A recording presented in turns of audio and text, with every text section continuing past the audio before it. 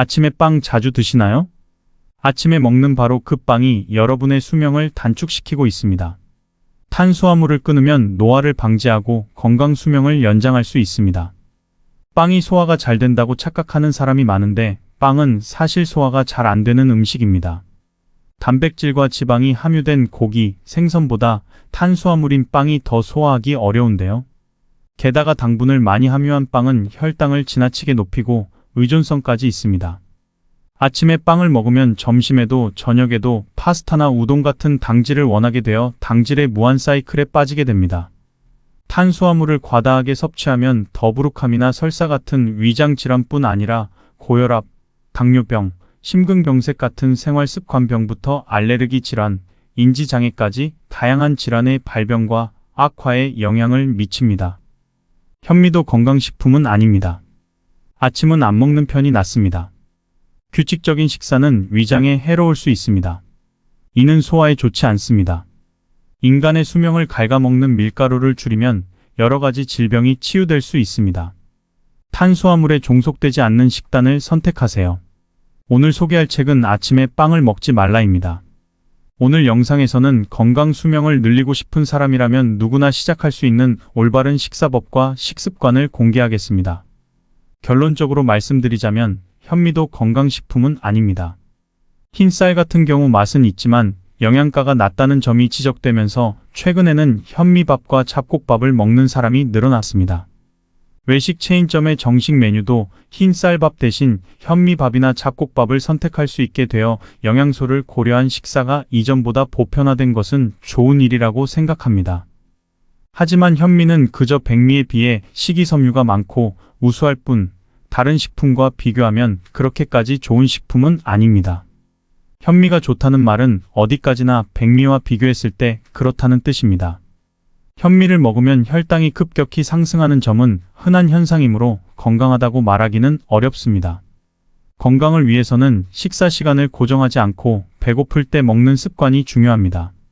그러나 현대인에게는 시간에 구애받지 않고 배고플 때 먹는 것이 사치스러운 행위로 여겨질 수 있습니다. 아침은 안 먹는 편이 낫습니다. 아침 식사에 대해서는 여러 가설이 있어서 아침을 먹는 것이 좋다거나 나쁘다고 일반적으로 말할 수 없습니다. 이는 각자의 생활 리듬에 따라 다를 수 있습니다. 예를 들어 밤 늦게 식사하는 사람이라면 소화되는 시간을 고려하여 아침을 건너뛰는 것이 좋을 수 있습니다. 반면 아침에 일어나는데 배가 고프지 않은 상황에서는 식사를 건너뛰는 것이 좋습니다. 아침을 먹을 때는 위장에 가는 부담을 고려해 탄수화물 이외의 음식을 먹는 것이 좋습니다. 탄수화물을 섭취할 때는 소량을 권장합니다. 아침을 챙긴다면 다음과 같은 음식이 위장에 좋습니다. 달걀 요리, 채소, 플레인 요거트, 견과류, 치즈와 같은 음식 말입니다. 반면 아래의 음식은 위장에 좋지 않습니다. 이 음식들은 가능한 피하는 것이 좋습니다. 빵, 파스타, 우동, 시리얼, 샌드위치, 쿠키. 소량이라면 부담이 적은 음식들로는 과일, 현미, 주먹밥, 오트밀이 있습니다. 빵은 위장에 나쁜 이유로 글루텐이 소화와 흡수를 방해하며 소금은 위에 상처를 낼 수 있기 때문인데요. 아침에 빵을 섭취하는 것은 혈당 수치를 급격하게 올리고 탄수화물 무한 반복에 빠지게 할 수 있습니다.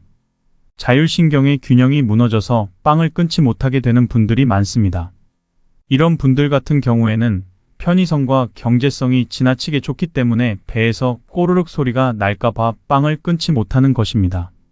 밀가루를 끊으면 만병이 치유된다는 말은 주기적인 밀가루 섭취가 소화기계에 문제를 일으키지 않는다는 뜻입니다. 하지만 당질과 인슐린이 과해진 혈액은 전신을 돌며 각 부위에 악영향을 미치고 다양한 질병을 가져옵니다. 과도한 비만은 수명을 10년 단축시킬 수 있으며 이상지질 혈증은 지질이 아닌 당질 과잉이 원인입니다. 동맥경화의 원인으로 취급되어 온 나쁜 콜레스테롤은 범인이 아니며 제형 당뇨병 환자는 6명 중 1명이 됩니다. 악성 종양이 가장 좋아하는 영양소는 당질이며 모든 고기가 대장염 발병 위험을 가지고 있습니다. 심지어는 이 탄수화물이 알츠하이머와도 관련이 있습니다. 빵을 끊었더니 천식이 가라앉았다는 사례도 많은데요.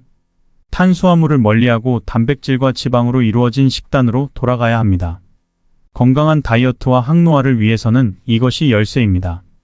다음 7가지 예시 중에서 해당하는 것이 있다면 빨리 탄수화물을 줄여야 합니다. 1. 밥이나 빵을 먹어야 힘이 나고 포만감을 느낀다. 2. 기름기 있는 음식을 먹으면 소화가 안 된다. 3.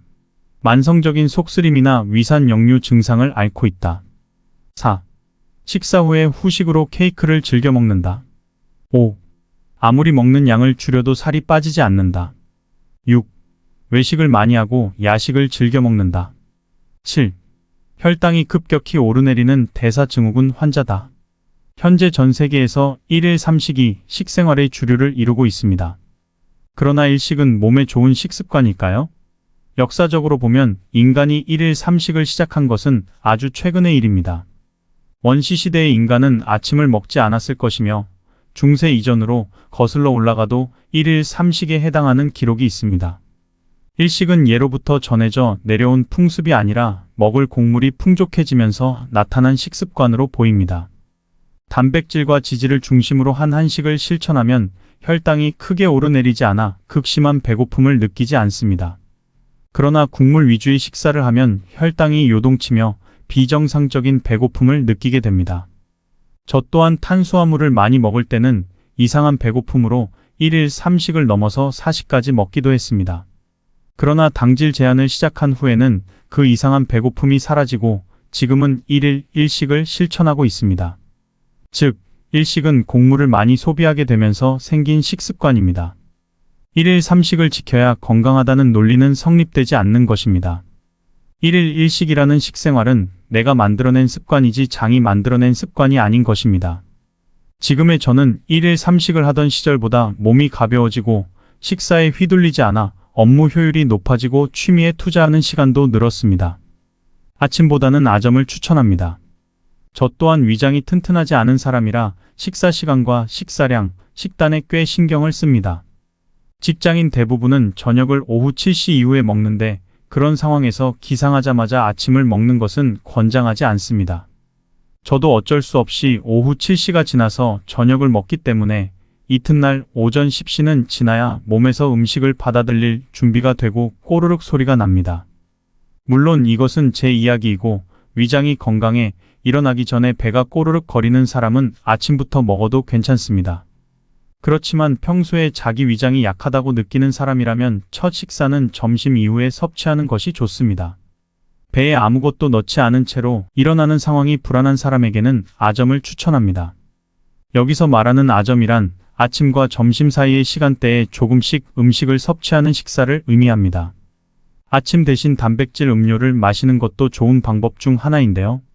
앞에서 언급했듯이 저녁을 늦게 먹는 사람은 이튿날 오전 10시 이후에야 위장에서 다음 식사를 받아들일 준비가 되기 때문이죠. 보통 10시에는 이미 업무가 시작된 사람이 많으므로 그때 아침을 먹기는 어렵습니다.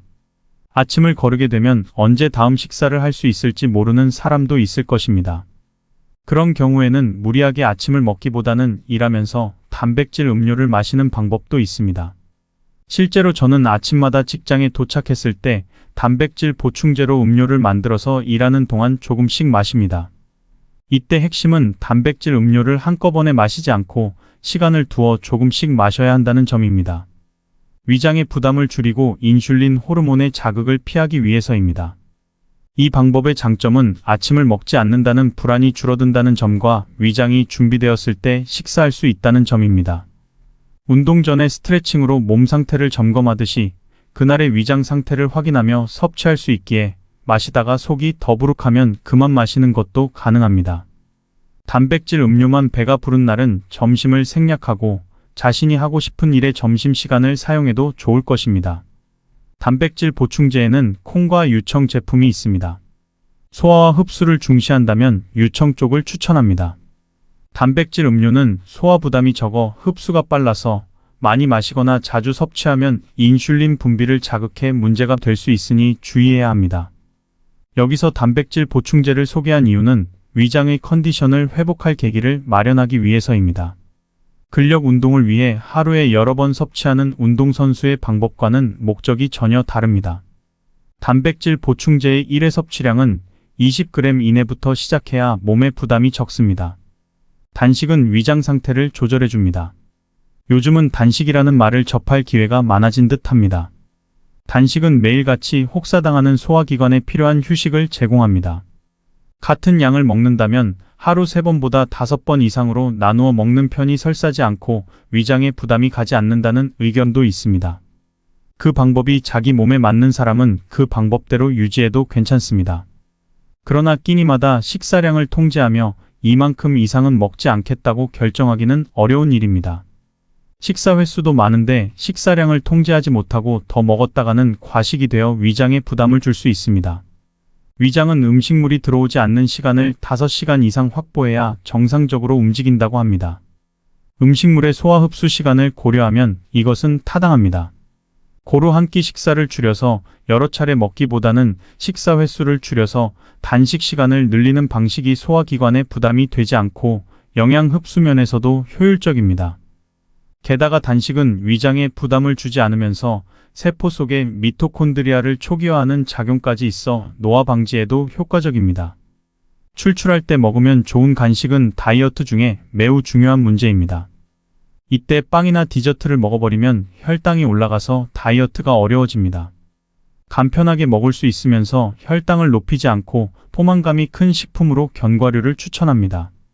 견과류는 씹는 맛이 좋고 오메가3 지방산과 비타민이 풍부하여 영양가도 높은 식품입니다. 특히 아몬드와 호두는 미네랄과 질 좋은 지질이 많고 당이 적어서 출출할 때 좋은 선택입니다. 견과류는 일하면서 먹을 간식으로도 좋을 뿐 아니라 공부 중간중간 먹는 간식으로도 이상적입니다. 공부 도중에 단 음식을 먹으면 30분 뒤 혈당이 올라가 인슐린이 분비되고 그 결과 졸음이 쏟아져서 공부가 잘 되지 않습니다. 공부하는 동안에는 단 것을 자제하고 견과류나 장고 등을 간식이 필요할 때 섭취하는 편이 혈당치가 급변하지 않아 공부에 유리합니다. 아이 간식으로 무엇이 좋을지 고민하는 보호자라면 견과류를 꼭 시도해보기 바랍니다. 견과류는 병을 억제하는 결과로도 연결되는 질병의 먹이인 탄수화물을 생각하면 꽤 놀라운 효과를 보여줍니다. 병을 억제하는 라파마이신의 활성을 떨어뜨리는가 하면 나아가 노화 방지에도 유리하게 작용합니다. 그래서 노화 방지를 목적으로 한 이용도 고려되고 있습니다. 결국 노화를 방지하고자 한다면 병을 억제하는 길로 이어지고 심혈관 질환까지 억제할 수 있습니다. 이렇게 효과가 좋은 식사법을 무시하는 것은 아까운 일입니다. 병을 발생시키기 쉬운 3대 영양소는 1위가 당질, 2위가 단백질, 3위가 지방입니다. 이 사실을 환자에게 설명하면 꽤 놀라는 반응이 돌아옵니다. 당질은 의식적으로 제한하게 되었지만 지방은 당연히 삼가야 한다는 생각이 머릿속에 깊이 새겨져 있는 탓입니다. 요즘은 혈당을 올리지 않으려고 노력하는 사람이 많고 당질 섭취를 제한하는 사람도 늘어났습니다. 당질 섭취만 제한해도 당뇨병을 예방하는 효과는 큽니다. 하지만 먼저 언급했다시피 온갖 질병까지 예방하기에는 부족합니다. 심각한 질환들의 발생을 생각한다면 무엇보다 고인슐린 혈증을 피해야 합니다. 고인슐린 혈증을 앓는 일본인의 암 사망률 증가라는 연구에서도 태어나스 인슐린은 병을 증식시키는 주요 요인이라고 볼 수 있습니다. 당질 제한을 하면 고인슐린 혈증을 피할 수 있다는 견해도 있지만 혈당 스파이크 예방만으로 고인슐린 혈증 예방은 아닙니다. 이유는 단백질 때문입니다. 단백질은 혈당을 잘 올리지 않지만 그것은 인슐린과 글루카곤이 동시에 분비되어 혈당 상승이 두드러지지 않는 것일 뿐입니다. 인슐린 자체는 여전히 분비됩니다. 혈당이 오르지 않더라도 인슐린이 분비되면 병은 증식할 수밖에 없습니다. 한때는 당질 제한 분야에서 당질을 섭취하지 않으면 병에 걸리지 않는다는 정보가 나왔습니다. 확실히 당을 섭취하지 않으면 발병 확률은 낮아집니다. 문제는 단백질 과잉도 병을 유발할 수 있다는 점입니다. 심지어 이런 병들은 당분이 아닌 다른 영양분인 지질과 단백질을 이용하여 성장할 수 있다는 사실이 밝혀졌습니다. 그렇다면 이제부터는 탄수화물을 끊을 때 우리 몸에 생기는 변화에 대해 이야기해 보겠습니다. 인슐린을 정상화시키면 마른 체질이 될 수 있다는 사실 알고 계실까요? 최근 다이어트족 사이에서 탄수화물 제한식이 인기를 끌고 있습니다. 한국에서는 키토제닉, 탄수화물 절식, 저탄고지 등의 이름으로도 불리는 당질 제한식은 본래 일본에서 당뇨병 환자들의 대사질환을 해결하기 위해 만들어졌습니다. 다이어트의 비결이 호르몬에 있다는 말은 다들 들어보았을 것입니다. 그 중에서도 소위 비만 호르몬이라 불리는 인슐린의 기능과 분비량을 조절하는 것이 핵심입니다. 인슐린 과다 분비가 반복되면 그 기능이 고장납니다. 그렇게 되면 혈액 속의 포도당, 과당 같은 탄수화물이 처치하기 어려운 채로 방치되며 몸에서는 이를 해결하기 위해 더 많은 인슐린을 분비합니다. 인슐린은 당질을 지방으로 저장시키는 역할도 하기에 이 상태가 지속되면 체내 지방이 증가하고 비만으로 이어집니다. 비만, 당뇨병, 고혈당증, 고인슐린 혈증 등 성인병과 인슐린 및 당질과 연관된 다양한 질환들이 발생합니다. 물만 먹어도 살찌는 체질이 되는 이유도 이와 같은 인슐린 기능의 고장에 있습니다. 탄수화물을 끊으면 어떻게 될까요? 당질 섭취를 제한하면 인슐린의 역할이 줄어들고 그 기능이 정상화됩니다. 이렇게 되면 인슐린 고장으로 인한 성인병의 위협에서 벗어날 수 있으며 배불리 먹어도 살이 잘 찌지 않는 마른 체질이 될 수 있습니다. 탄수화물을 끊으면 뭘 먹어야 되는 걸까요? 가장 따라하기 쉬운 저탄고지 지침서에 대해 이야기해 보겠습니다. 우리 몸에 에너지를 공급하는 3대 영양소로는 탄수화물, 단백질, 지방이 있습니다. 이 중에서 인슐린을 가장 많이 분비시키는 것은 탄수화물입니다. 단백질도 분해될 경우 소량의 인슐린을 분비시키지만 탄수화물에 비하면 그 영향이 미미합니다. 반면에 지방은 아무리 많이 먹어도 인슐린을 거의 분비시키지 않습니다. 그동안 우리는 동물의 지방을 많이 먹으면 그것이 우리 몸속의 지방으로 저장된다는 어마어마한 오해 속에서 살아왔습니다. 이러한 오해는 19세기에 진행된 부족한 식품과학 연구에서 비롯되었습니다. 최근의 연구는 인슐린 분비량을 줄일 경우 지방을 많이 먹어도 살이 찔 수 있는 통로가 원천적으로 차단된다고 밝힙니다. 탄수화물을 제한하고 지방을 많이 섭취하는 저탄고지 식단은 다이어트와 건강의 비밀이 있습니다. 처음 시작하면 우리 몸은 지방을 에너지원으로 사용하는데 익숙하지 않아 힘이 부족한 상태가 계속됩니다. 그러나 시간이 지나면서 우리 몸은 점점 지방을 에너지원으로 사용하는데 익숙해집니다. 이로 인해 우리 몸은 섭취한 지방을 효과적으로 활용하기 때문에 체지방을 분해하여 사용하는 데에도 익숙해집니다. 조금만 굶고 조금만 운동해도 체중이 빠르게 감소하는 상태가 됩니다. 프랑스의 잠언에는 이런 구절이 있습니다. 먹는 것은 본능이지만 제대로 먹는 것은 기술입니다. 식사 습관도 배우고 익혀야 하는 기술이라는 뜻입니다. 하지만 현대인의 식생활은 대부분 잘못되었습니다. 그중 하나가 아침에 빵을 먹는 습관입니다. 이러한 식습관이 오늘날의 탄수화물 중독을 야기하였습니다. 만약 식사 후에 피로하다면 아침에 빵을 먹는 습관을 변경하는 것을 권장합니다. 오늘 영상에서는 탄수화물에서 벗어나는 여러 방법들을 알려드렸는데요. 아침에 먹는 빵이 여러분의 노화를 재촉할 수 있으니 이번 영상을 통해 건강 수명을 연장할 수 있는 계기가 되었으면 좋겠습니다. 영상이 도움이 되셨다면 구독과 좋아요 눌러주세요. 아침에 빵 자주 드시나요? 아침에 먹는 바로 그 빵이 여러분의 수명을 단축시키고 있습니다. 탄수화물을 끊으면 노화를 방지하고 건강 수명을 연장할 수 있습니다. 빵이 소화가 잘 된다고 착각하는 사람이 많은데 빵은 사실 소화가 잘 안 되는 음식입니다. 단백질과 지방이 함유된 고기, 생선보다 탄수화물인 빵이 더 소화하기 어려운데요. 게다가 당분을 많이 함유한 빵은 혈당을 지나치게 높이고 의존성까지 있습니다. 아침에 빵을 먹으면 점심에도 저녁에도 파스타나 우동 같은 당질을 원하게 되어 당질의 무한 사이클에 빠지게 됩니다. 탄수화물을 과다하게 섭취하면 더부룩함이나 설사 같은 위장 질환뿐 아니라 고혈압, 당뇨병, 심근경색 같은 생활습관병부터 알레르기 질환, 인지장애까지 다양한 질환의 발병과 악화에 영향을 미칩니다. 현미도 건강식품은 아닙니다. 아침은 안 먹는 편이 낫습니다. 규칙적인 식사는 위장에 해로울 수 있습니다. 이는 소화에 좋지 않습니다. 인간의 수명을 갉아먹는 밀가루를 줄이면 여러 가지 질병이 치유될 수 있습니다. 탄수화물에 종속되지 않는 식단을 선택하세요. 오늘 소개할 책은 아침에 빵을 먹지 말라입니다. 오늘 영상에서는 건강 수명을 늘리고 싶은 사람이라면 누구나 시작할 수 있는 올바른 식사법과 식습관을 공개하겠습니다. 결론적으로 말씀드리자면 현미도 건강식품은 아닙니다. 흰쌀 같은 경우 맛은 있지만 영양가가 낮다는 점이 지적되면서 최근에는 현미밥과 잡곡밥을 먹는 사람이 늘어났습니다. 외식 체인점의 정식 메뉴도 흰쌀밥 대신 현미밥이나 잡곡밥을 선택할 수 있게 되어 영양소를 고려한 식사가 이전보다 보편화된 것은 좋은 일이라고 생각합니다. 하지만 현미는 그저 백미에 비해 식이섬유가 많고 우수할 뿐 다른 식품과 비교하면 그렇게까지 좋은 식품은 아닙니다. 현미가 좋다는 말은 어디까지나 백미와 비교했을 때 그렇다는 뜻입니다. 현미를 먹으면 혈당이 급격히 상승하는 점은 흔한 현상이므로 건강하다고 말하기는 어렵습니다. 건강을 위해서는 식사 시간을 고정하지 않고 배고플 때 먹는 습관이 중요합니다. 그러나 현대인에게는 시간에 구애받지 않고 배고플 때 먹는 것이 사치스러운 행위로 여겨질 수 있습니다. 아침은 안 먹는 편이 낫습니다.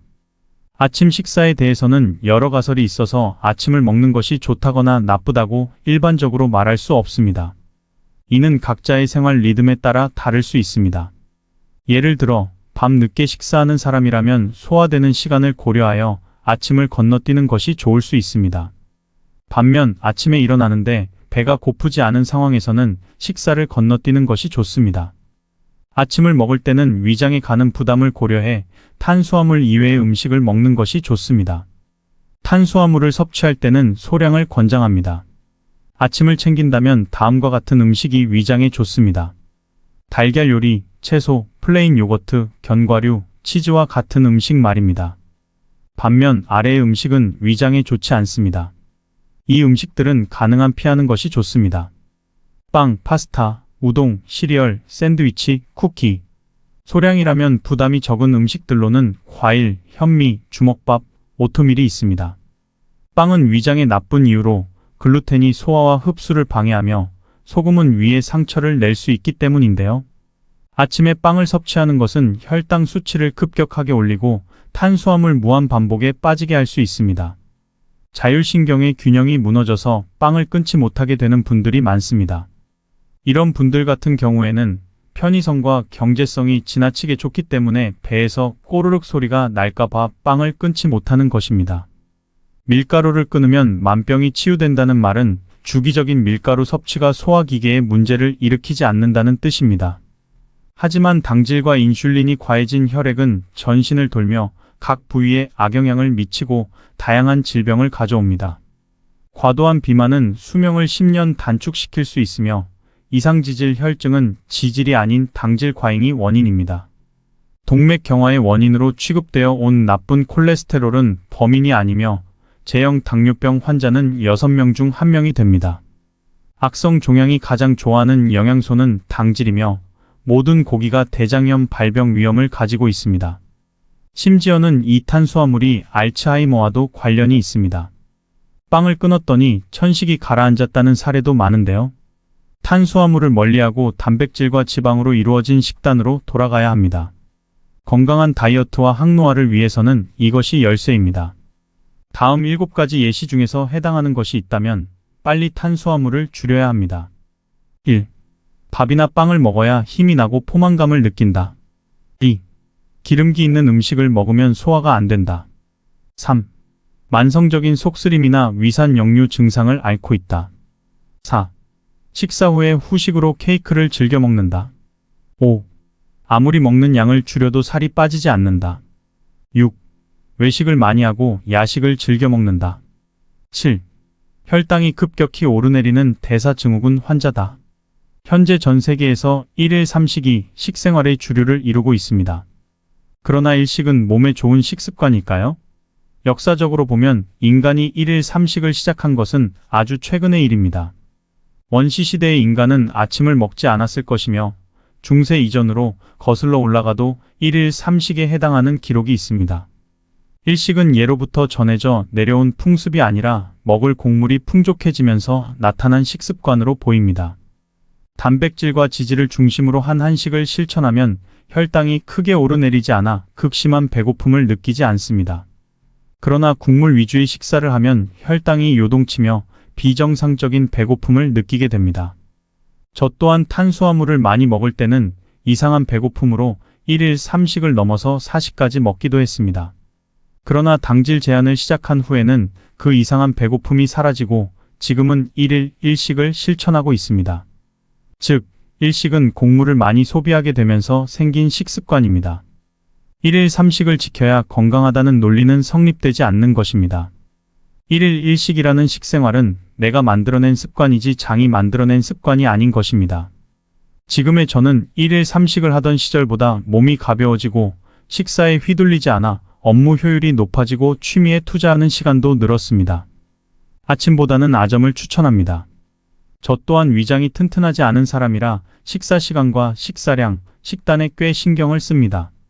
직장인 대부분은 저녁을 오후 7시 이후에 먹는데 그런 상황에서 기상하자마자 아침을 먹는 것은 권장하지 않습니다.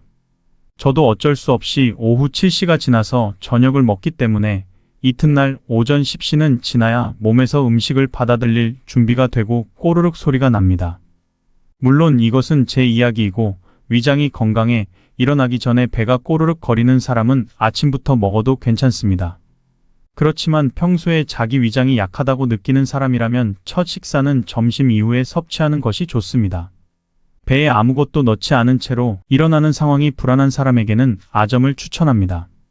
여기서 말하는 아점이란 아침과 점심 사이의 시간대에 조금씩 음식을 섭취하는 식사를 의미합니다. 아침 대신 단백질 음료를 마시는 것도 좋은 방법 중 하나인데요. 앞에서 언급했듯이 저녁을 늦게 먹는 사람은 이튿날 오전 10시 이후에야 위장에서 다음 식사를 받아들일 준비가 되기 때문이죠. 보통 10시에는 이미 업무가 시작된 사람이 많으므로 그때 아침을 먹기는 어렵습니다. 아침을 거르게 되면 언제 다음 식사를 할 수 있을지 모르는 사람도 있을 것입니다. 그런 경우에는 무리하게 아침을 먹기보다는 일하면서 단백질 음료를 마시는 방법도 있습니다. 실제로 저는 아침마다 직장에 도착했을 때 단백질 보충제로 음료를 만들어서 일하는 동안 조금씩 마십니다. 이때 핵심은 단백질 음료를 한꺼번에 마시지 않고 시간을 두어 조금씩 마셔야 한다는 점입니다. 위장의 부담을 줄이고 인슐린 호르몬의 자극을 피하기 위해서입니다. 이 방법의 장점은 아침을 먹지 않는다는 불안이 줄어든다는 점과 위장이 준비되었을 때 식사할 수 있다는 점입니다.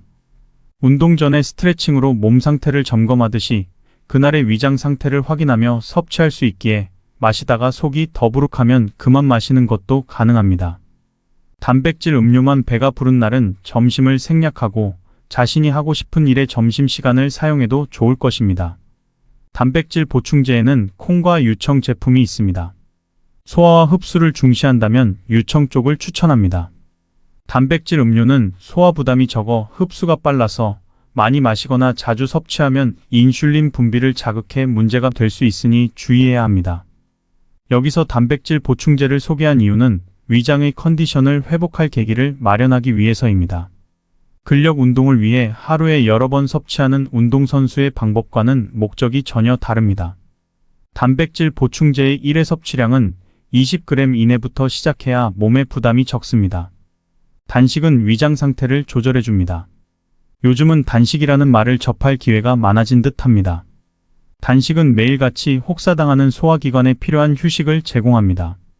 같은 양을 먹는다면 하루 3번보다 5번 이상으로 나누어 먹는 편이 설사지 않고 위장에 부담이 가지 않는다는 의견도 있습니다. 그 방법이 자기 몸에 맞는 사람은 그 방법대로 유지해도 괜찮습니다. 그러나 끼니마다 식사량을 통제하며 이만큼 이상은 먹지 않겠다고 결정하기는 어려운 일입니다. 식사 횟수도 많은데 식사량을 통제하지 못하고 더 먹었다가는 과식이 되어 위장에 부담을 줄 수 있습니다. 위장은 음식물이 들어오지 않는 시간을 5시간 이상 확보해야 정상적으로 움직인다고 합니다. 음식물의 소화 흡수 시간을 고려하면 이것은 타당합니다. 고루 한 끼 식사를 줄여서 여러 차례 먹기보다는 식사 횟수를 줄여서 단식 시간을 늘리는 방식이 소화기관에 부담이 되지 않고 영양 흡수 면에서도 효율적입니다. 게다가 단식은 위장에 부담을 주지 않으면서 세포 속의 미토콘드리아를 초기화하는 작용까지 있어 노화 방지에도 효과적입니다. 출출할 때 먹으면 좋은 간식은 다이어트 중에 매우 중요한 문제입니다. 이때 빵이나 디저트를 먹어버리면 혈당이 올라가서 다이어트가 어려워집니다. 간편하게 먹을 수 있으면서 혈당을 높이지 않고 포만감이 큰 식품으로 견과류를 추천합니다. 견과류는 씹는 맛이 좋고 오메가3 지방산과 비타민이 풍부하여 영양가도 높은 식품입니다. 특히 아몬드와 호두는 미네랄과 질 좋은 지질이 많고 당이 적어서 출출할 때 좋은 선택입니다. 견과류는 일하면서 먹을 간식으로도 좋을 뿐 아니라 공부 중간중간 먹는 간식으로도 이상적입니다. 공부 도중에 단 음식을 먹으면 30분 뒤 혈당이 올라가 인슐린이 분비되고 그 결과 졸음이 쏟아져서 공부가 잘 되지 않습니다. 공부하는 동안에는 단 것을 자제하고 견과류나 장고 등을 간식이 필요할 때 섭취하는 편이 혈당치가 급변하지 않아 공부에 유리합니다. 아이 간식으로 무엇이 좋을지 고민하는 보호자라면 견과류를 꼭 시도해보기 바랍니다. 견과류는 병을 억제하는 결과로도 연결되는 질병의 먹이인 탄수화물을 생각하면 꽤 놀라운 효과를 보여줍니다. 병을 억제하는 라파마이신의 활성을 떨어뜨리는가 하면 나아가 노화 방지에도 유리하게 작용합니다. 그래서 노화 방지를 목적으로 한 이용도 고려되고 있습니다. 결국 노화를 방지하고자 한다면 병을 억제하는 길로 이어지고 심혈관 질환까지 억제할 수 있습니다. 이렇게 효과가 좋은 식사법을 무시하는 것은 아까운 일입니다. 병을 발생시키기 쉬운 3대 영양소는 1위가 당질, 2위가 단백질, 3위가 지방입니다. 이 사실을 환자에게 설명하면 꽤 놀라는 반응이 돌아옵니다. 당질은 의식적으로 제한하게 되었지만 지방은 당연히 삼가야 한다는 생각이 머릿속에 깊이 새겨져 있는 탓입니다. 요즘은 혈당을 올리지 않으려고 노력하는 사람이 많고 당질 섭취를 제한하는 사람도 늘어났습니다. 당질 섭취만 제한해도 당뇨병을 예방하는 효과는 큽니다.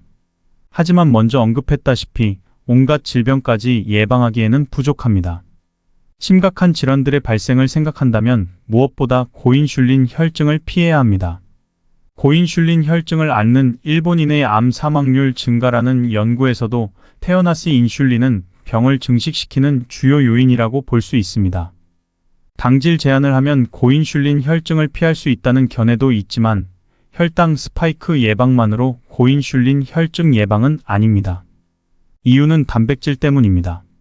단백질은 혈당을 잘 올리지 않지만 그것은 인슐린과 글루카곤이 동시에 분비되어 혈당 상승이 두드러지지 않는 것일 뿐입니다.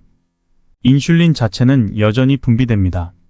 혈당이 오르지 않더라도 인슐린이 분비되면 병은 증식할 수밖에 없습니다.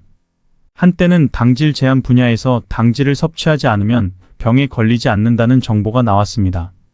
확실히 당을 섭취하지 않으면 발병 확률은 낮아집니다. 문제는 단백질 과잉도 병을 유발할 수 있다는 점입니다. 심지어 이런 병들은 당분이 아닌 다른 영양분인 지질과 단백질을 이용하여 성장할 수 있다는 사실이 밝혀졌습니다. 그렇다면 이제부터는 탄수화물을 끊을 때 우리 몸에 생기는 변화에 대해 이야기해 보겠습니다. 인슐린을 정상화시키면 마른 체질이 될 수 있다는 사실 알고 계실까요? 최근 다이어트족 사이에서 탄수화물 제한식이 인기를 끌고 있습니다. 한국에서는 키토제닉, 탄수화물 절식, 저탄고지 등의 이름으로도 불리는 당질 제한식은 본래 일본에서 당뇨병 환자들의 대사질환을 해결하기 위해 만들어졌습니다. 다이어트의 비결이 호르몬에 있다는 말은 다들 들어보았을 것입니다. 그 중에서도 소위 비만 호르몬이라 불리는 인슐린의 기능과 분비량을 조절하는 것이 핵심입니다. 인슐린 과다 분비가 반복되면 그 기능이 고장납니다.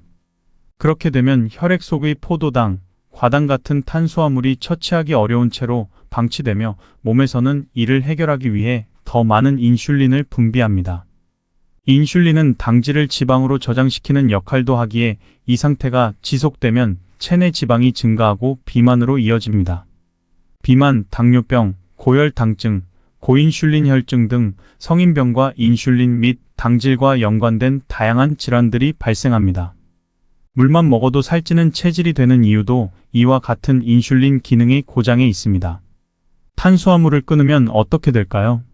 당질 섭취를 제한하면 인슐린의 역할이 줄어들고 그 기능이 정상화됩니다.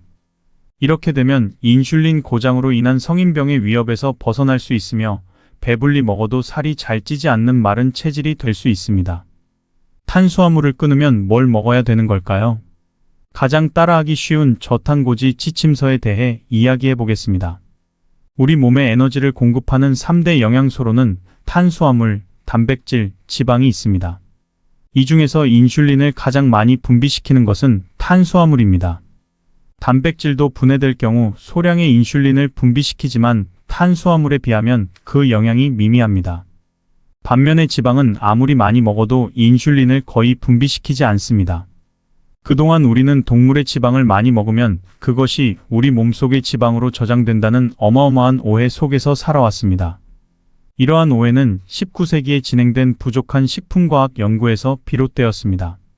최근의 연구는 인슐린 분비량을 줄일 경우 지방을 많이 먹어도 살이 찔 수 있는 통로가 원천적으로 차단된다고 밝힙니다. 탄수화물을 제한하고 지방을 많이 섭취하는 저탄고지 식단은 다이어트와 건강의 비밀이 있습니다. 처음 시작하면 우리 몸은 지방을 에너지원으로 사용하는데 익숙하지 않아 힘이 부족한 상태가 계속됩니다. 그러나 시간이 지나면서 우리 몸은 점점 지방을 에너지원으로 사용하는데 익숙해집니다. 이로 인해 우리 몸은 섭취한 지방을 효과적으로 활용하기 때문에 체지방을 분해하여 사용하는 데에도 익숙해집니다. 조금만 굶고 조금만 운동해도 체중이 빠르게 감소하는 상태가 됩니다. 프랑스의 잠언에는 이런 구절이 있습니다. 먹는 것은 본능이지만 제대로 먹는 것은 기술입니다. 식사 습관도 배우고 익혀야 하는 기술이라는 뜻입니다. 하지만 현대인의 식생활은 대부분 잘못되었습니다. 그중 하나가 아침에 빵을 먹는 습관입니다. 이러한 식습관이 오늘날의 탄수화물 중독을 야기하였습니다. 만약 식사 후에 피로하다면 아침에 빵을 먹는 습관을 변경하는 것을 권장합니다. 오늘 영상에서는 탄수화물에서 벗어나는 여러 방법들을 알려드렸는데요. 아침에 먹는 빵이 여러분의 노화를 재촉할 수 있으니 이번 영상을 통해 건강 수명을 연장할 수 있는 계기가 되었으면 좋겠습니다. 영상이 도움이 되셨다면 구독과 좋아요 눌러주세요.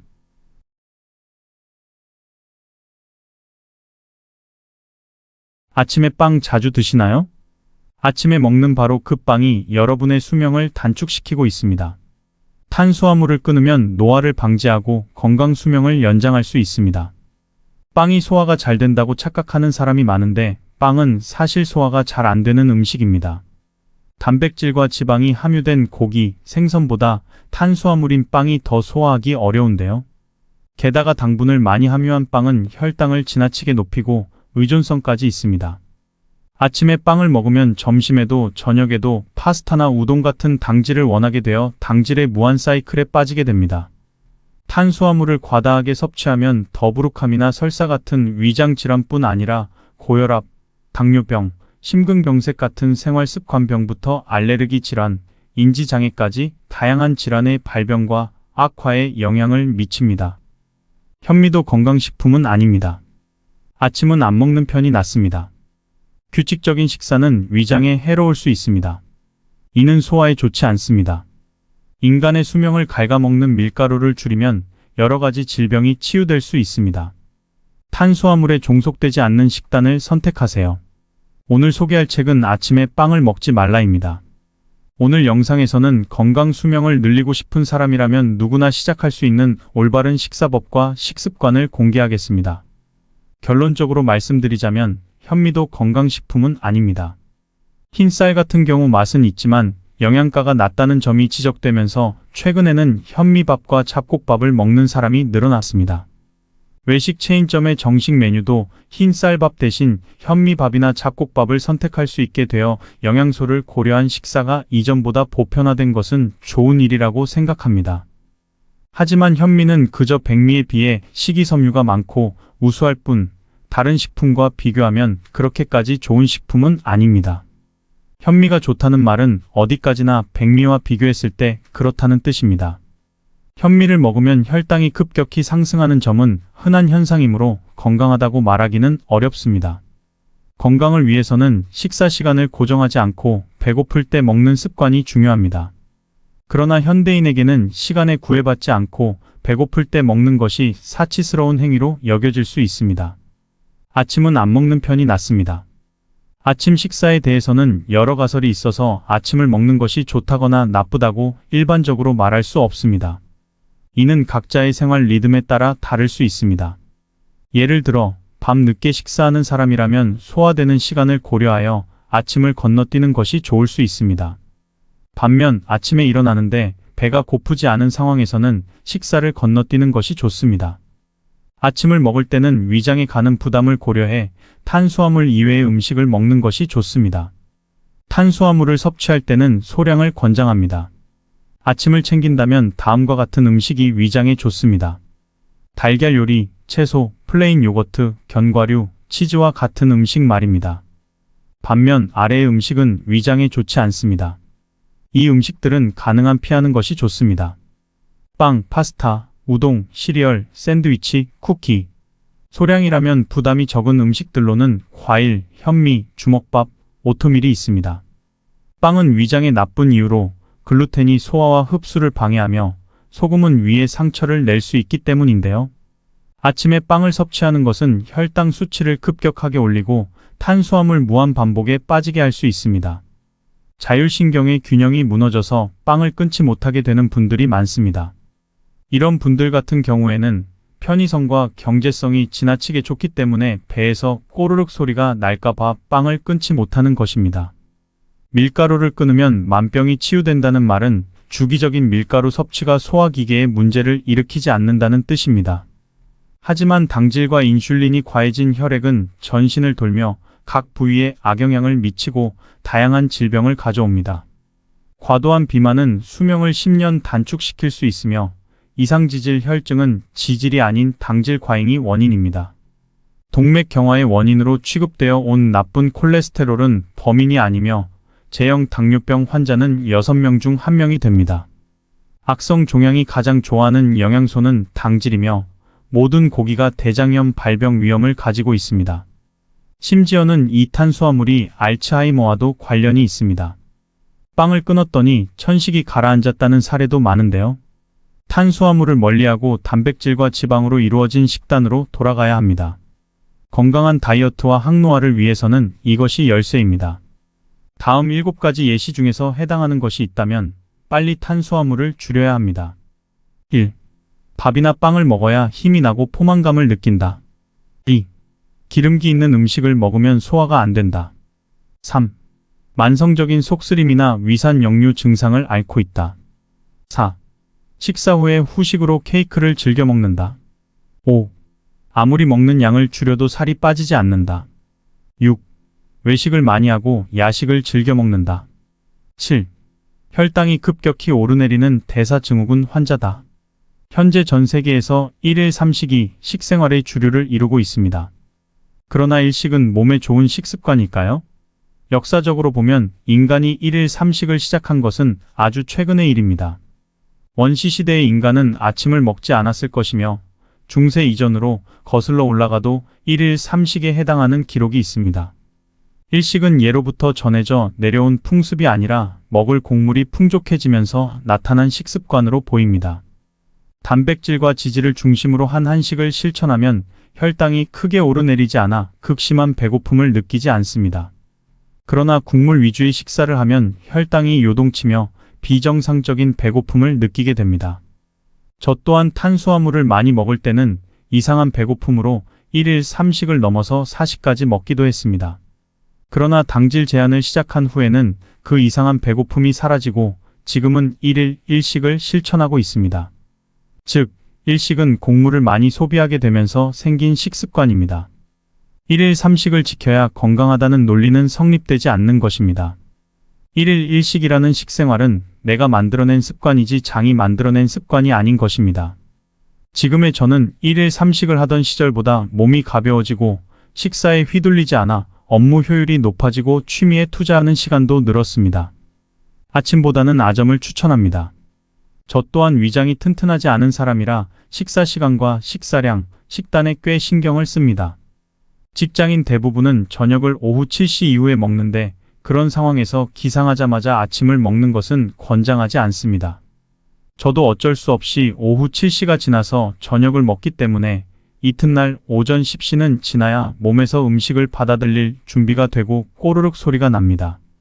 물론 이것은 제 이야기이고 위장이 건강해 일어나기 전에 배가 꼬르륵 거리는 사람은 아침부터 먹어도 괜찮습니다. 그렇지만 평소에 자기 위장이 약하다고 느끼는 사람이라면 첫 식사는 점심 이후에 섭취하는 것이 좋습니다. 배에 아무것도 넣지 않은 채로 일어나는 상황이 불안한 사람에게는 아점을 추천합니다. 여기서 말하는 아점이란 아침과 점심 사이의 시간대에 조금씩 음식을 섭취하는 식사를 의미합니다. 아침 대신 단백질 음료를 마시는 것도 좋은 방법 중 하나인데요. 앞에서 언급했듯이 저녁을 늦게 먹는 사람은 이튿날 오전 10시 이후에야 위장에서 다음 식사를 받아들일 준비가 되기 때문이죠. 보통 10시에는 이미 업무가 시작된 사람이 많으므로 그때 아침을 먹기는 어렵습니다. 아침을 거르게 되면 언제 다음 식사를 할 수 있을지 모르는 사람도 있을 것입니다. 그런 경우에는 무리하게 아침을 먹기보다는 일하면서 단백질 음료를 마시는 방법도 있습니다. 실제로 저는 아침마다 직장에 도착했을 때 단백질 보충제로 음료를 만들어서 일하는 동안 조금씩 마십니다. 이때 핵심은 단백질 음료를 한꺼번에 마시지 않고 시간을 두어 조금씩 마셔야 한다는 점입니다. 위장의 부담을 줄이고 인슐린 호르몬의 자극을 피하기 위해서입니다. 이 방법의 장점은 아침을 먹지 않는다는 불안이 줄어든다는 점과 위장이 준비되었을 때 식사할 수 있다는 점입니다. 운동 전에 스트레칭으로 몸 상태를 점검하듯이 그날의 위장 상태를 확인하며 섭취할 수 있기에 마시다가 속이 더부룩하면 그만 마시는 것도 가능합니다. 단백질 음료만 배가 부른 날은 점심을 생략하고 자신이 하고 싶은 일에 점심시간을 사용해도 좋을 것입니다. 단백질 보충제에는 콩과 유청 제품이 있습니다. 소화와 흡수를 중시한다면 유청 쪽을 추천합니다. 단백질 음료는 소화 부담이 적어 흡수가 빨라서 많이 마시거나 자주 섭취하면 인슐린 분비를 자극해 문제가 될 수 있으니 주의해야 합니다. 여기서 단백질 보충제를 소개한 이유는 위장의 컨디션을 회복할 계기를 마련하기 위해서입니다. 근력 운동을 위해 하루에 여러 번 섭취하는 운동선수의 방법과는 목적이 전혀 다릅니다. 단백질 보충제의 1회 섭취량은 20g 이내부터 시작해야 몸에 부담이 적습니다. 단식은 위장 상태를 조절해줍니다. 요즘은 단식이라는 말을 접할 기회가 많아진 듯합니다. 단식은 매일같이 혹사당하는 소화기관에 필요한 휴식을 제공합니다. 같은 양을 먹는다면 하루 3번보다 5번 이상으로 나누어 먹는 편이 설사지 않고 위장에 부담이 가지 않는다는 의견도 있습니다. 그 방법이 자기 몸에 맞는 사람은 그 방법대로 유지해도 괜찮습니다. 그러나 끼니마다 식사량을 통제하며 이만큼 이상은 먹지 않겠다고 결정하기는 어려운 일입니다. 식사 횟수도 많은데 식사량을 통제하지 못하고 더 먹었다가는 과식이 되어 위장에 부담을 줄 수 있습니다. 위장은 음식물이 들어오지 않는 시간을 5시간 이상 확보해야 정상적으로 움직인다고 합니다. 음식물의 소화 흡수 시간을 고려하면 이것은 타당합니다. 고루 한 끼 식사를 줄여서 여러 차례 먹기보다는 식사 횟수를 줄여서 단식 시간을 늘리는 방식이 소화기관에 부담이 되지 않고 영양 흡수 면에서도 효율적입니다. 게다가 단식은 위장에 부담을 주지 않으면서 세포 속의 미토콘드리아를 초기화하는 작용까지 있어 노화 방지에도 효과적입니다. 출출할 때 먹으면 좋은 간식은 다이어트 중에 매우 중요한 문제입니다. 이때 빵이나 디저트를 먹어버리면 혈당이 올라가서 다이어트가 어려워집니다. 간편하게 먹을 수 있으면서 혈당을 높이지 않고 포만감이 큰 식품으로 견과류를 추천합니다. 견과류는 씹는 맛이 좋고 오메가3 지방산과 비타민이 풍부하여 영양가도 높은 식품입니다. 특히 아몬드와 호두는 미네랄과 질 좋은 지질이 많고 당이 적어서 출출할 때 좋은 선택입니다. 견과류는 일하면서 먹을 간식으로도 좋을 뿐 아니라 공부 중간중간 먹는 간식으로도 이상적입니다. 공부 도중에 단 음식을 먹으면 30분 뒤 혈당이 올라가 인슐린이 분비되고 그 결과 졸음이 쏟아져서 공부가 잘 되지 않습니다. 공부하는 동안에는 단 것을 자제하고 견과류나 장고 등을 간식이 필요할 때 섭취하는 편이 혈당치가 급변하지 않아 공부에 유리합니다. 아이 간식으로 무엇이 좋을지 고민하는 보호자라면 견과류를 꼭 시도해보기 바랍니다. 견과류는 병을 억제하는 결과로도 연결되는 질병의 먹이인 탄수화물을 생각하면 꽤 놀라운 효과를 보여줍니다. 병을 억제하는 라파마이신의 활성을 떨어뜨리는가 하면 나아가 노화 방지에도 유리하게 작용합니다. 그래서 노화 방지를 목적으로 한 이용도 고려되고 있습니다. 결국 노화를 방지하고자 한다면 병을 억제하는 길로 이어지고 심혈관 질환까지 억제할 수 있습니다. 이렇게 효과가 좋은 식사법을 무시하는 것은 아까운 일입니다.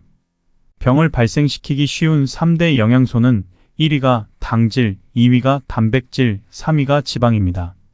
이 사실을 환자에게 설명하면 꽤 놀라는 반응이 돌아옵니다. 당질은 의식적으로 제한하게 되었지만 지방은 당연히 삼가야 한다는 생각이 머릿속에 깊이 새겨져 있는 탓입니다. 요즘은 혈당을 올리지 않으려고 노력하는 사람이 많고 당질 섭취를 제한하는 사람도 늘어났습니다. 당질 섭취만 제한해도 당뇨병을 예방하는 효과는 큽니다. 하지만 먼저 언급했다시피 온갖 질병까지 예방하기에는 부족합니다. 심각한 질환들의 발생을 생각한다면 무엇보다 고인슐린 혈증을 피해야 합니다. 고인슐린 혈증을 앓는 일본인의 암 사망률 증가라는 연구에서도 태어나스 인슐린은 병을 증식시키는 주요 요인이라고 볼 수 있습니다. 당질 제한을 하면 고인슐린 혈증을 피할 수 있다는 견해도 있지만 혈당 스파이크 예방만으로 고인슐린 혈증 예방은 아닙니다. 이유는 단백질 때문입니다. 단백질은 혈당을 잘 올리지 않지만 그것은 인슐린과 글루카곤이 동시에 분비되어 혈당 상승이 두드러지지 않는 것일 뿐입니다. 인슐린 자체는 여전히 분비됩니다. 혈당이 오르지 않더라도 인슐린이 분비되면 병은 증식할 수밖에 없습니다. 한때는 당질 제한 분야에서 당질을 섭취하지 않으면 병에 걸리지 않는다는 정보가 나왔습니다. 확실히 당을 섭취하지 않으면 발병 확률은 낮아집니다. 문제는 단백질 과잉도 병을 유발할 수 있다는 점입니다. 심지어 이런 병들은 당분이 아닌 다른 영양분인 지질과 단백질을 이용하여 성장할 수 있다는 사실이 밝혀졌습니다. 그렇다면 이제부터는 탄수화물을 끊을 때 우리 몸에 생기는 변화에 대해 이야기해 보겠습니다. 인슐린을 정상화시키면 마른 체질이 될 수 있다는 사실 알고 계실까요? 최근 다이어트족 사이에서 탄수화물 제한식이 인기를 끌고 있습니다. 한국에서는 키토제닉, 탄수화물 절식, 저탄고지 등의 이름으로도 불리는 당질 제한식은 본래 일본에서 당뇨병 환자들의 대사질환을 해결하기 위해 만들어졌습니다. 다이어트의 비결이 호르몬에 있다는 말은 다들 들어보았을 것입니다. 그 중에서도 소위 비만 호르몬이라 불리는 인슐린의 기능과 분비량을 조절하는 것이 핵심입니다. 인슐린 과다 분비가 반복되면 그 기능이 고장납니다. 그렇게 되면 혈액 속의 포도당, 과당 같은 탄수화물이 처치하기 어려운 채로 방치되며 몸에서는 이를 해결하기 위해 더 많은 인슐린을 분비합니다. 인슐린은 당질을 지방으로 저장시키는 역할도 하기에 이 상태가 지속되면 체내 지방이 증가하고 비만으로 이어집니다. 비만, 당뇨병, 고혈당증, 고인슐린 혈증 등 성인병과 인슐린 및 당질과 연관된 다양한 질환들이 발생합니다. 물만 먹어도 살찌는 체질이 되는 이유도 이와 같은 인슐린 기능의 고장에 있습니다. 탄수화물을 끊으면 어떻게 될까요? 당질 섭취를 제한하면 인슐린의 역할이 줄어들고 그 기능이 정상화됩니다. 이렇게 되면 인슐린 고장으로 인한 성인병의 위협에서 벗어날 수 있으며 배불리 먹어도 살이 잘 찌지 않는 마른 체질이 될 수 있습니다. 탄수화물을 끊으면 뭘 먹어야 되는 걸까요? 가장 따라하기 쉬운 저탄고지 지침서에 대해 이야기해 보겠습니다. 우리 몸에 에너지를 공급하는 3대 영양소로는 탄수화물, 단백질, 지방이 있습니다. 이 중에서 인슐린을 가장 많이 분비시키는 것은 탄수화물입니다. 단백질도 분해될 경우 소량의 인슐린을 분비시키지만 탄수화물에 비하면 그 영향이 미미합니다. 반면에 지방은 아무리 많이 먹어도 인슐린을 거의 분비시키지 않습니다. 그동안 우리는 동물의 지방을 많이 먹으면 그것이 우리 몸속의 지방으로 저장된다는 어마어마한 오해 속에서 살아왔습니다. 이러한 오해는 19세기에 진행된 부족한 식품과학 연구에서 비롯되었습니다. 최근의 연구는 인슐린 분비량을 줄일 경우 지방을 많이 먹어도 살이 찔 수 있는 통로가 원천적으로 차단된다고 밝힙니다. 탄수화물을 제한하고 지방을 많이 섭취하는 저탄고지 식단은 다이어트와 건강에 비밀이 있습니다. 처음 시작하면 우리 몸은 지방을 에너지원으로 사용하는데 익숙하지 않아 힘이 부족한 상태가 계속됩니다. 그러나 시간이 지나면서 우리 몸은 점점 지방을 에너지원으로 사용하는데 익숙해집니다. 이로 인해 우리 몸은 섭취한 지방을 효과적으로 활용하기 때문에 체지방을 분해하여 사용하는 데에도 익숙해집니다. 조금만 굶고 조금만 운동해도 체중이 빠르게 감소하는 상태가 됩니다. 프랑스의 잠언에는 이런 구절이 있습니다. 먹는 것은 본능이지만 제대로 먹는 것은 기술입니다. 식사 습관도 배우고 익혀야 하는 기술이라는 뜻입니다. 하지만 현대인의 식생활은 대부분 잘못되었습니다. 그중 하나가 아침에 빵을 먹는 습관입니다. 이러한 식습관이 오늘날의 탄수화물 중독을 야기하였습니다. 만약 식사 후에 피로하다면 아침에 빵을 먹는 습관을 변경하는 것을 권장합니다. 오늘 영상에서는 탄수화물에서 벗어나는 여러 방법들을 알려드렸는데요. 아침에 먹는 빵이 여러분의 노화를 재촉할 수 있으니 이번 영상을 통해 건강 수명을 연장할 수 있는 계기가 되었으면 좋겠습니다. 영상이 도움이 되셨다면 구독과 좋아요 눌러주세요. 아침에 빵 자주 드시나요? 아침에 먹는 바로 그 빵이 여러분의 수명을 단축시키고 있습니다. 탄수화물을 끊으면 노화를 방지하고 건강 수명을 연장할 수 있습니다. 빵이 소화가 잘 된다고 착각하는 사람이 많은데 빵은 사실 소화가 잘 안 되는 음식입니다. 단백질과 지방이 함유된 고기, 생선보다 탄수화물인 빵이 더 소화하기 어려운데요. 게다가 당분을 많이 함유한 빵은 혈당을 지나치게 높이고 의존성까지 있습니다. 아침에 빵을 먹으면 점심에도 저녁에도 파스타나 우동 같은 당질을 원하게 되어 당질의 무한 사이클에 빠지게 됩니다. 탄수화물을 과다하게 섭취하면 더부룩함이나 설사 같은 위장 질환뿐 아니라 고혈압, 당뇨병, 심근경색 같은 생활습관병부터 알레르기 질환, 인지장애까지 다양한 질환의 발병과 악화에 영향을 미칩니다. 현미도 건강식품은 아닙니다. 아침은 안 먹는 편이 낫습니다. 규칙적인 식사는 위장에 해로울 수 있습니다. 이는 소화에 좋지 않습니다. 인간의 수명을 갉아먹는 밀가루를 줄이면 여러 가지 질병이 치유될 수 있습니다. 탄수화물에 종속되지 않는 식단을 선택하세요. 오늘 소개할 책은 아침에 빵을 먹지 말라입니다. 오늘 영상에서는 건강 수명을 늘리고 싶은 사람이라면 누구나 시작할 수 있는 올바른 식사법과 식습관을 공개하겠습니다. 결론적으로 말씀드리자면 현미도 건강식품은 아닙니다. 흰쌀 같은 경우 맛은 있지만 영양가가 낮다는 점이 지적되면서 최근에는 현미밥과 잡곡밥을 먹는 사람이 늘어났습니다. 외식 체인점의 정식 메뉴도 흰쌀밥 대신 현미밥이나 잡곡밥을 선택할 수 있게 되어 영양소를 고려한 식사가 이전보다 보편화된 것은 좋은 일이라고 생각합니다. 하지만 현미는 그저 백미에 비해 식이섬유가 많고 우수할 뿐 다른 식품과 비교하면 그렇게까지 좋은 식품은 아닙니다. 현미가 좋다는 말은 어디까지나 백미와 비교했을 때 그렇다는 뜻입니다. 현미를 먹으면 혈당이 급격히 상승하는 점은 흔한 현상이므로 건강하다고 말하기는 어렵습니다. 건강을 위해서는 식사 시간을 고정하지 않고 배고플 때 먹는 습관이 중요합니다.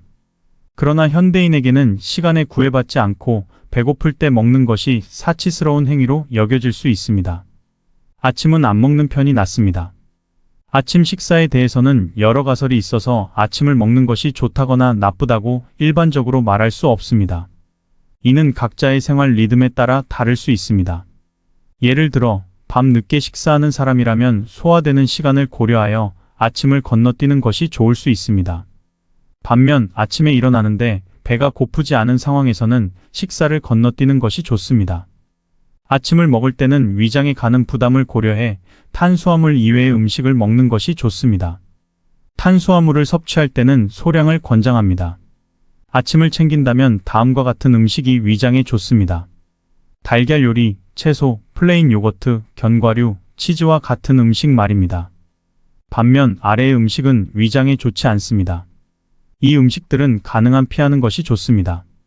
빵, 파스타, 우동, 시리얼, 샌드위치, 쿠키. 소량이라면 부담이 적은 음식들로는 과일, 현미, 주먹밥, 오트밀이 있습니다. 빵은 위장에 나쁜 이유로 글루텐이 소화와 흡수를 방해하며 소금은 위에 상처를 낼 수 있기 때문인데요. 아침에 빵을 섭취하는 것은 혈당 수치를 급격하게 올리고 탄수화물 무한 반복에 빠지게 할 수 있습니다. 자율신경의 균형이 무너져서 빵을 끊지 못하게 되는 분들이 많습니다. 이런 분들 같은 경우에는 편의성과 경제성이 지나치게 좋기 때문에 배에서 꼬르륵 소리가 날까 봐 빵을 끊지 못하는 것입니다. 밀가루를 끊으면 만병이 치유된다는 말은 주기적인 밀가루 섭취가 소화기계에 문제를 일으키지 않는다는 뜻입니다. 하지만 당질과 인슐린이 과해진 혈액은 전신을 돌며 각 부위에 악영향을 미치고 다양한 질병을 가져옵니다. 과도한 비만은 수명을 10년 단축시킬 수 있으며 이상지질 혈증은 지질이 아닌 당질 과잉이 원인입니다. 동맥경화의 원인으로 취급되어 온 나쁜 콜레스테롤은 범인이 아니며 제형 당뇨병 환자는 6명 중 1명이 됩니다. 악성 종양이 가장 좋아하는 영양소는 당질이며 모든 고기가 대장염 발병 위험을 가지고 있습니다. 심지어는 이 탄수화물이 알츠하이머와도 관련이 있습니다. 빵을 끊었더니 천식이 가라앉았다는 사례도 많은데요. 탄수화물을 멀리하고 단백질과 지방으로 이루어진 식단으로 돌아가야 합니다. 건강한 다이어트와 항노화를 위해서는 이것이 열쇠입니다. 다음 7가지 예시 중에서 해당하는 것이 있다면 빨리 탄수화물을 줄여야 합니다. 1. 밥이나 빵을 먹어야 힘이 나고 포만감을 느낀다. 2. 기름기 있는 음식을 먹으면 소화가 안 된다. 3. 만성적인 속쓰림이나 위산 역류 증상을 앓고 있다. 4. 식사 후에 후식으로 케이크를 즐겨 먹는다. 5. 아무리 먹는 양을 줄여도 살이 빠지지 않는다. 6. 외식을 많이 하고 야식을 즐겨 먹는다. 7. 혈당이 급격히 오르내리는 대사증후군 환자다. 현재 전 세계에서 1일 3식이 식생활의 주류를 이루고 있습니다. 그러나 일식은 몸에 좋은 식습관일까요? 역사적으로 보면 인간이 1일 3식을 시작한 것은 아주 최근의 일입니다. 원시시대의 인간은 아침을 먹지 않았을 것이며 중세 이전으로 거슬러 올라가도 1일 3식에 해당하는 기록이 있습니다. 일식은 예로부터 전해져 내려온 풍습이 아니라 먹을 곡물이 풍족해지면서 나타난 식습관으로 보입니다. 단백질과 지질을 중심으로 한 한식을 실천하면 혈당이 크게 오르내리지 않아 극심한 배고픔을 느끼지 않습니다. 그러나 국물 위주의 식사를 하면 혈당이 요동치며 비정상적인 배고픔을 느끼게 됩니다. 저 또한 탄수화물을 많이 먹을 때는 이상한 배고픔으로 1일 3식을 넘어서 4식까지 먹기도 했습니다. 그러나 당질 제한을 시작한 후에는 그 이상한 배고픔이 사라지고 지금은 1일 1식을 실천하고 있습니다. 즉, 일식은 곡물을 많이 소비하게 되면서 생긴 식습관입니다. 1일 3식을 지켜야 건강하다는 논리는 성립되지 않는 것입니다. 1일 1식이라는 식생활은 내가 만들어낸 습관이지 장이 만들어낸 습관이 아닌 것입니다. 지금의 저는 1일 3식을 하던 시절보다 몸이 가벼워지고 식사에 휘둘리지 않아 업무 효율이 높아지고 취미에 투자하는 시간도 늘었습니다. 아침보다는 아점을 추천합니다. 저 또한 위장이 튼튼하지 않은 사람이라 식사 시간과 식사량, 식단에 꽤 신경을 씁니다. 직장인 대부분은 저녁을 오후 7시 이후에 먹는데 그런 상황에서 기상하자마자 아침을 먹는 것은 권장하지 않습니다. 저도 어쩔 수 없이 오후 7시가 지나서 저녁을 먹기 때문에 이튿날 오전 10시는 지나야 몸에서 음식을 받아들일 준비가 되고 꼬르륵 소리가 납니다.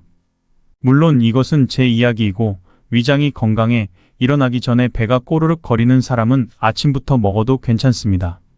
그렇지만 평소에 자기 위장이 약하다고 느끼는 사람이라면 첫 식사는 점심 이후에 섭취하는 것이 좋습니다. 배에 아무것도 넣지 않은 채로 일어나는 상황이 불안한 사람에게는 아점을 추천합니다.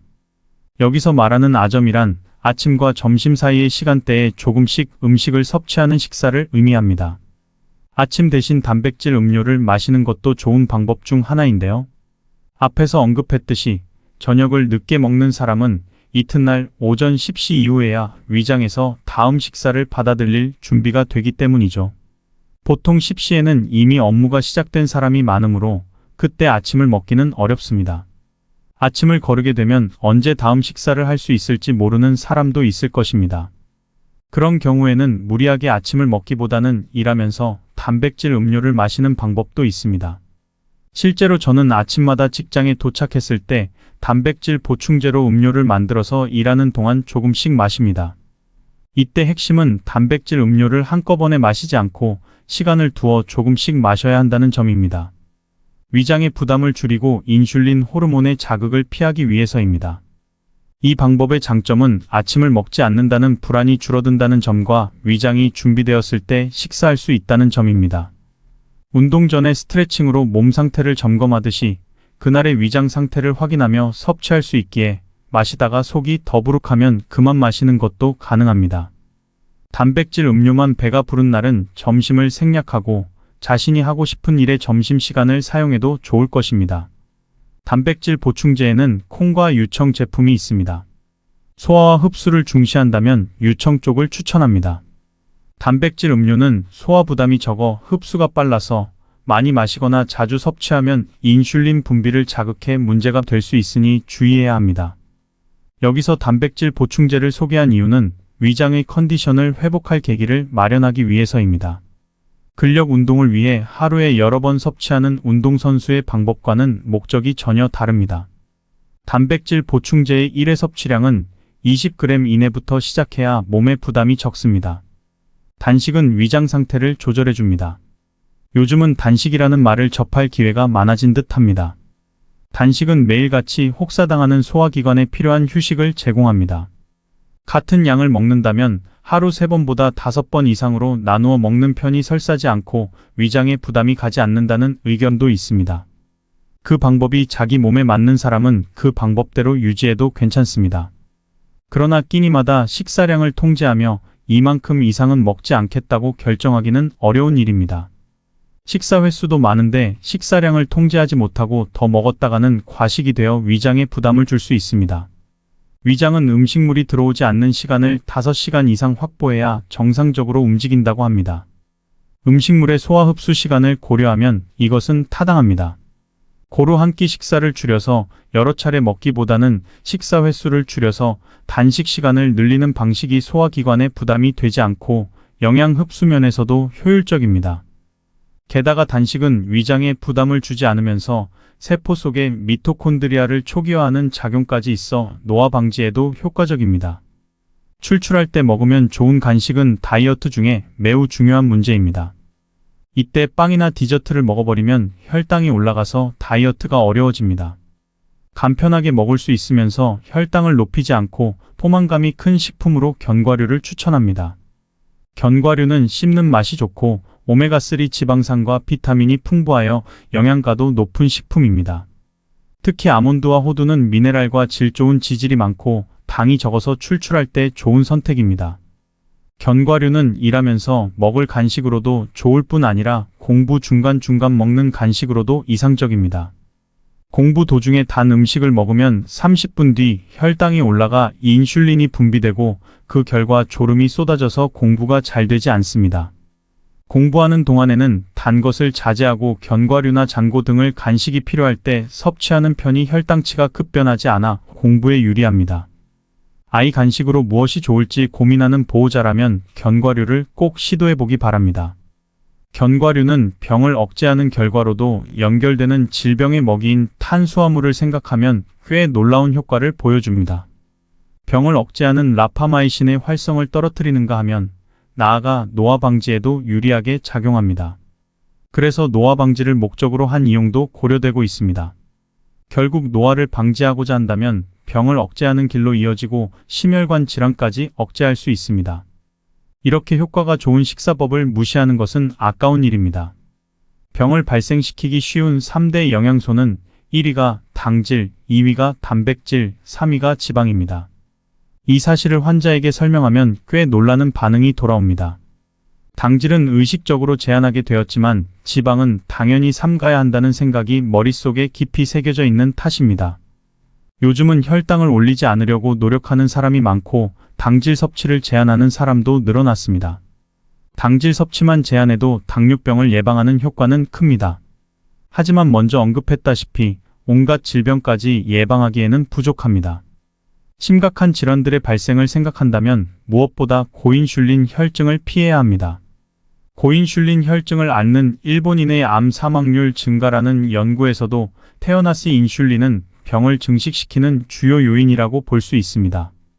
당질 제한을 하면 고인슐린 혈증을 피할 수 있다는 견해도 있지만 혈당 스파이크 예방만으로 고인슐린 혈증 예방은 아닙니다.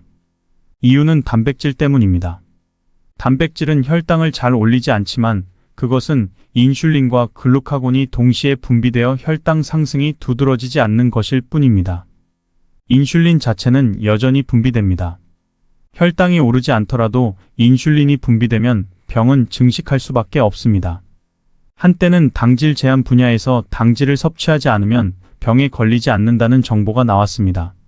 확실히 당을 섭취하지 않으면 발병 확률은 낮아집니다. 문제는 단백질 과잉도 병을 유발할 수 있다는 점입니다. 심지어 이런 병들은 당분이 아닌 다른 영양분인 지질과 단백질을 이용하여 성장할 수 있다는 사실이 밝혀졌습니다. 그렇다면 이제부터는 탄수화물을 끊을 때 우리 몸에 생기는 변화에 대해 이야기해 보겠습니다. 인슐린을 정상화시키면 마른 체질이 될 수 있다는 사실 알고 계실까요? 최근 다이어트족 사이에서 탄수화물 제한식이 인기를 끌고 있습니다.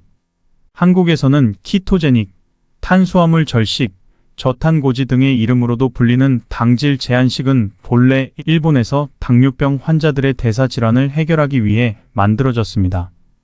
다이어트의 비결이 호르몬에 있다는 말은 다들 들어보았을 것입니다. 그 중에서도 소위 비만 호르몬이라 불리는 인슐린의 기능과 분비량을 조절하는 것이 핵심입니다. 인슐린 과다 분비가 반복되면 그 기능이 고장납니다. 그렇게 되면 혈액 속의 포도당, 과당 같은 탄수화물이 처치하기 어려운 채로 방치되며 몸에서는 이를 해결하기 위해 더 많은 인슐린을 분비합니다. 인슐린은 당질을 지방으로 저장시키는 역할도 하기에 이 상태가 지속되면 체내 지방이 증가하고 비만으로 이어집니다. 비만, 당뇨병, 고혈당증, 고인슐린 혈증 등 성인병과 인슐린 및 당질과 연관된 다양한 질환들이 발생합니다. 물만 먹어도 살찌는 체질이 되는 이유도 이와 같은 인슐린 기능의 고장에 있습니다. 탄수화물을 끊으면 어떻게 될까요? 당질 섭취를 제한하면 인슐린의 역할이 줄어들고 그 기능이 정상화됩니다. 이렇게 되면 인슐린 고장으로 인한 성인병의 위협에서 벗어날 수 있으며 배불리 먹어도 살이 잘 찌지 않는 마른 체질이 될 수 있습니다. 탄수화물을 끊으면 뭘 먹어야 되는 걸까요? 가장 따라하기 쉬운 저탄고지 지침서에 대해 이야기해 보겠습니다. 우리 몸에 에너지를 공급하는 3대 영양소로는 탄수화물, 단백질, 지방이 있습니다. 이 중에서 인슐린을 가장 많이 분비시키는 것은 탄수화물입니다. 단백질도 분해될 경우 소량의 인슐린을 분비시키지만 탄수화물에 비하면 그 영향이 미미합니다. 반면에 지방은 아무리 많이 먹어도 인슐린을 거의 분비시키지 않습니다. 그동안 우리는 동물의 지방을 많이 먹으면 그것이 우리 몸속의 지방으로 저장된다는 어마어마한 오해 속에서 살아왔습니다. 이러한 오해는 19세기에 진행된 부족한 식품과학 연구에서 비롯되었습니다. 최근의 연구는 인슐린 분비량을 줄일 경우 지방을 많이 먹어도 살이 찔 수 있는 통로가 원천적으로 차단된다고 밝힙니다. 탄수화물을 제한하고 지방을 많이 섭취하는 저탄고지 식단은 다이어트와 건강에 비밀이 있습니다. 처음 시작하면 우리 몸은 지방을 에너지원으로 사용하는데 익숙하지 않아 힘이 부족한 상태가 계속됩니다. 그러나 시간이 지나면서 우리 몸은 점점 지방을 에너지원으로 사용하는데 익숙해집니다. 이로 인해 우리 몸은 섭취한 지방을 효과적으로 활용하기 때문에 체지방을 분해하여 사용하는 데에도 익숙해집니다. 조금만 굶고 조금만 운동해도 체중이 빠르게 감소하는 상태가 됩니다. 프랑스의 잠언에는 이런 구절이 있습니다. 먹는 것은 본능이지만 제대로 먹는 것은 기술입니다. 식사 습관도 배우고 익혀야 하는 기술이라는 뜻입니다. 하지만 현대인의 식생활은 대부분 잘못되었습니다. 그중 하나가 아침에 빵을 먹는 습관입니다. 이러한 식습관이 오늘날의 탄수화물 중독을 야기하였습니다. 만약 식사 후에 피로하다면 아침에 빵을 먹는 습관을 변경하는 것을 권장합니다. 오늘 영상에서는 탄수화물에서 벗어나는 여러 방법들을 알려드렸는데요. 아침에 먹는 빵이 여러분의 노화를 재촉할 수 있으니 이번 영상을 통해 건강 수명을 연장할 수 있는 계기가 되었으면 좋겠습니다. 영상이 도움이 되셨다면 구독과 좋아요 눌러주세요.